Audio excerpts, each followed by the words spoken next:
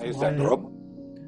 I don't, I guess it's just like there's some bias that women are more emotional people or more emotional beings, or maybe I see them as people who would provide me emotional support.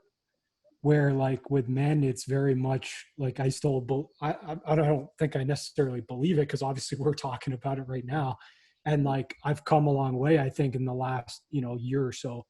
But I think like there's still that, and I see that at work too. Is like my group, like I work now as an asset manager, and my group basically they're all men, and so I shared this webinar with them, and Andre's on the call, and it's something that even in our office, where I would say that when I have these discussions, no one really judges me. It's still something that it does take that extra, where when I'm talking to my girlfriend or my support network, it's just, now for me it's just part of my reality. I just talk about it how I do. Yeah, I doubt you're alone in that, Rob. I think it is easier, frankly, to speak with women about emotions. Not though, I don't think it's that women are more emotional than men. I don't think that at all. I think men and women we're all emotional. I think the difference is women are more comfortable with emotions, and more comfortable hearing emotions and expressing emotions. And whether or not the male we're speaking to falls into the traditional male category or not, we have an idea in our heads that this is awkward. That this Certainly somehow... the boundaries and the mix of people is changing and quite rapidly in the last few years. But so we don't want to rash generalize, but historically the women have been nurturers and carers and providing that emotional content, and the men have been out working, and that's from the previous generations. But obviously there's a mix around. I think it's stronger than that too, in a sense. And again, from a psychology point of view, our core beliefs, the beliefs we learn about ourselves and the world, are formed pretty early in life. Our fundamental beliefs are formed around about by the age of 7. That doesn't mean they can't change. They can, but they're pretty strong beliefs. And think about it. What are the messages, historically at least, that we give our young males when they're experiencing some vulnerabilities and so forth? What are the messages we tend to give? And using my own upbringing, their messages like, don't be such a wuss, harden up, and so forth. So by the age of 7, those core beliefs are locked in. Now, at the age of 7, not all that detrimental, just helps us to make sense of the world. But then I'm 27, and say I've just had a broken relationship, I've just lost a job, and all of a sudden my bucket of stressors is really full. And what I've learned in my core beliefs is, as a male, it's actually weak. That's my belief, at least. It's actually weak to share that. Another male trying to come to me and talk about it won't, because he views that as, you just don't do that stuff. So again, it's not that men are less emotional. We actually learn. We are taught, in fact, that this stuff is not okay. And females, to a degree, are not taught to that extent. In fact, they may be taught different things. It's based, much of this is based on a myth, and we keep doing it because we were raised with those core beliefs. We pass them on to our kids, and it never holds up to conscious scrutiny. I was doing a workshop recently, and the guys were saying, yeah, look, I was raised with this. And one of the guys said, if he hurt himself as a kid, fell over and hurt his leg, you go to his dad, and his dad would literally say this: stop crying, or I'll give you something to cry about. So not only is it weak, it's bloody dangerous. That resonates too closely to home there, Clive. I've got to say, that's word for word the experience that I had. Or that's when a parent looks at you and goes, "What are you crying for? It doesn't hurt." Yeah, and look, they don't do that. Our parents don't do that with any malicious intent. In fact, they're trying to be helpful by, I don't know what, trying to make our little boys strong and brave and courageous. But think about it. This is where it doesn't hold up to scrutiny. How much courage does it take to say nothing when you're feeling vulnerable? Yeah. A couple of comments, guys, just to break it up for a sec. Martin said, I've found the more I have shared with others, the more others have quickly shared their reality. So I think there's an initiation of the discussion that needs to happen. And another point he made also, thanks Martin, was men need to find ways to have the conversation with men.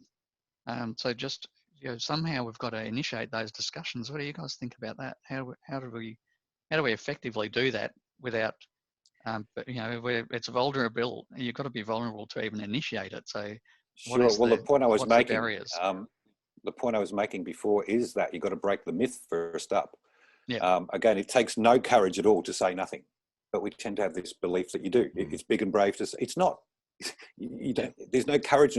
How much courage does it take to speak up in our culture as a guy? That takes courage, and maybe that's a better thing to teach our little ones, and so forth. I but agree. At the end of the day, you've also got to meet men where they currently are. There's no magic wand. You've got to meet men where they are. And what I've learned over the years is men do facts better than feelings. They might avoid feelings, but speaking in facts, like, mate, sometimes our bucket of stress is full, and when you need hand carrying it around. And I'll give you a few references on that before, but we've got to break the myth first that it's actually weak to share. It's not. It's really strong. Yeah, I'll just go from my own personal experience with this. The opportunity to share with close friends is always there, right? Because they're the people that you tend to hang around with the most. But for me, I found that was a really challenging thing to do, because we build up a certain set of the culture of our friendship, about where we fit. And as males, we have rivalry with other males, and we don't necessarily, and this is just purely from my personal experience, we don't necessarily want to share that we are not in the place that we want them to see we are. And as a consequence, I found it more difficult to share with very close friends as opposed to with counselors, and any person in between that. If the relationship was slightly more removed, I felt less of a barrier. I would agree with that. I felt the same. I felt the same thing, especially in the early years.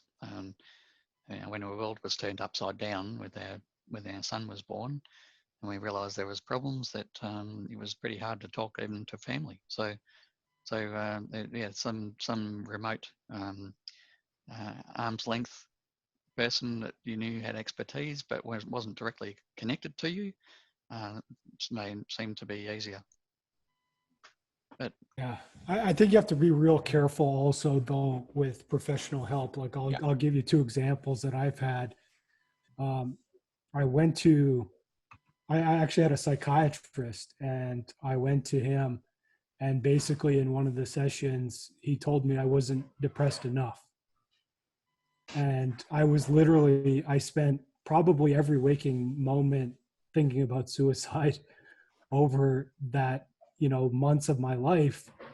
And to have that professional tell me that I wasn't depressed enough because I still got out of bed in the morning, and I basically turned to exercise and to drinking to deal with my problems. Like it still shocks me to this day that someone with a degree in psychiatry said that to me.